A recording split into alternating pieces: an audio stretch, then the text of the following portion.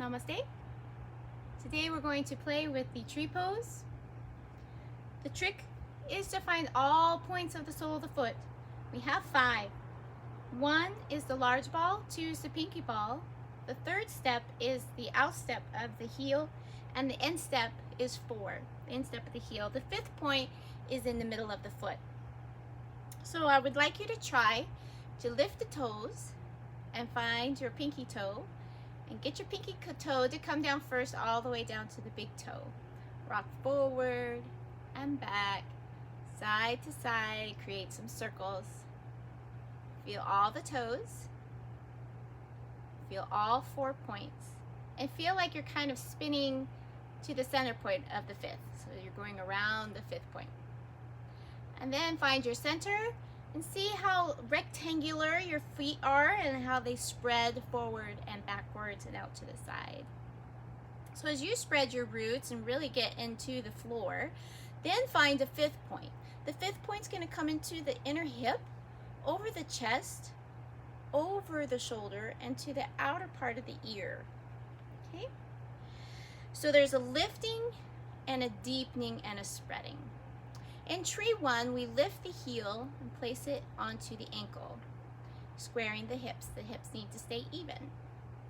Then you can find a mudra or an asana for the arms and hands. They can be out here, heart center, or up above. Maybe they're different. However you're feeling your tree. Okay, so the arms are just very expressive and they're going to help with the balance. Tree 2, again, rooting, lifting. The lifting begins and it cascades over the back. So as you find some spreading through the toes and the 4 points, the 5th point is through the middle, goes over the chest and down the back. We're not arching out through the back, we're tucking under here and feeling the core here. The foot comes under the knee. You can have something to hold on to, and again the asana through the arms. That's tree 2. Tree 3 is we're going to bring the ankle and heel up here to the groin. So the quad muscle and the groin muscle, they overlap here, but there's kind of a triangular spot that we can put our heel into. So again, grounding, lifting, evening, here cascading, finding some help into getting the flexion into the ankle, lifting the toes, and the heel goes into the groin and quad muscle. So the energy going through the leg is here, straight into the leg, lifting here. So there's grounding, spreading, widening, lifting, evening, balancing, expression. Soften your face, soften your gaze. Sometimes if you want to look for a drishti, that would be a focus point. Holding the belly, breathing with the chest. Expanding, letting the bending at any time you're bending the elbows, the shoulder, and opening the hands so the thumbs are coming away, you're opening the shoulders in the front and they go right behind you in a V style behind the heart. When there's a scooping of the chest, the shoulder blades are behind the heart and the shoulders are kind of sitting on the back of the hip here. Avoid putting your foot on the joint of the knee.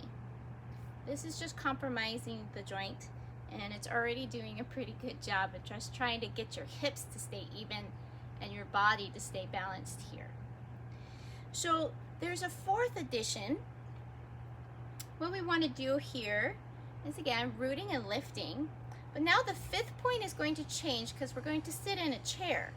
So as if you were to cross your lap, begin to bend at the knee, both knees. So you're creating some balance, buoyancy and balance. The knees always go towards the toe. Flexing at the ankle, toes are coming towards the knee. And we're beginning to sit back. So you can take your arm out in front of you to negotiate the balance change. Now the 5th point is coming right up through the inner part of your standing knee. The toes, your standing toes are going to get a little bit lighter.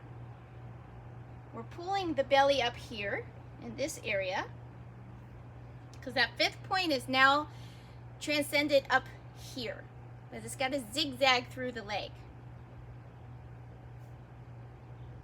So you're creating a lap, flexion, creasing. There's still balance here.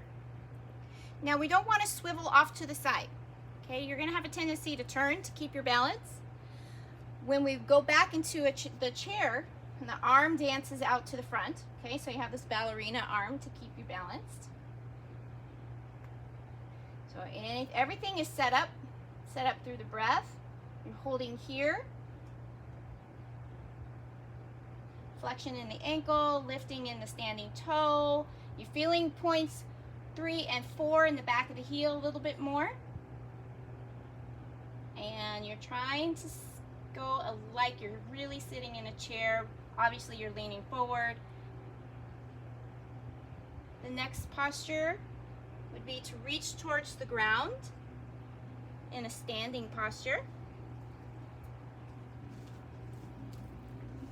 So when we're in a forward fold and we've crossed our legs, we're going to feel a lot of pressure into the back of the knee. Try to create a little bit more lift with the tail in that position. Okay, so joints are very directed. The knee is in line with the toes. Toes are a little bit lighter and both feet are up, flexed at the ankle. We're reaching forward, lengthening at the leg and lifting through the leg. You might not want to lengthen the standing leg at all, but if you do, you're going to start lifting this leg up, okay? You're going to start lifting here as you lift the sit bones when you come forward.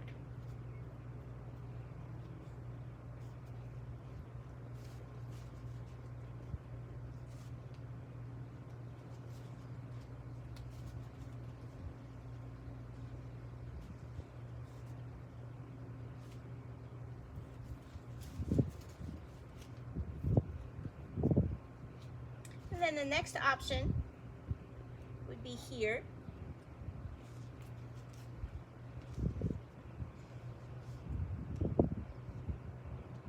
I cannot get my heel all to the ground. Okay, goals. But I'll have to balance here. I'm working on that one. Okay, thank you for joining me. Have fun with that and be safe.